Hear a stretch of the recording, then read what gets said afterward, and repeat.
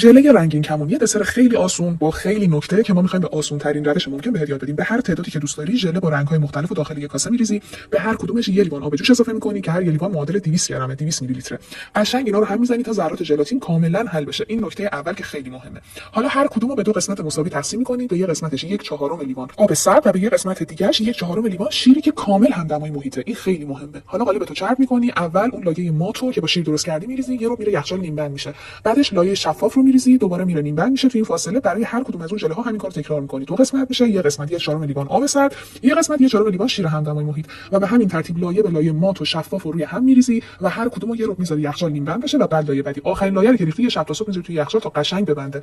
بعد اول لبه‌های ژله رو با چاقو از قالب جدا می‌کنی، بعد با دستت دسر رو از قالب جدا می‌کنی، 30 ثانیه میره داخل آب داغ. دوست داشتیم که یه لایه نارنجی و قرمز هم داشته باشیم، ولی دیگه قالبمون پر شده بهمون اجازه نداد که اون رنگا رو بریزیم.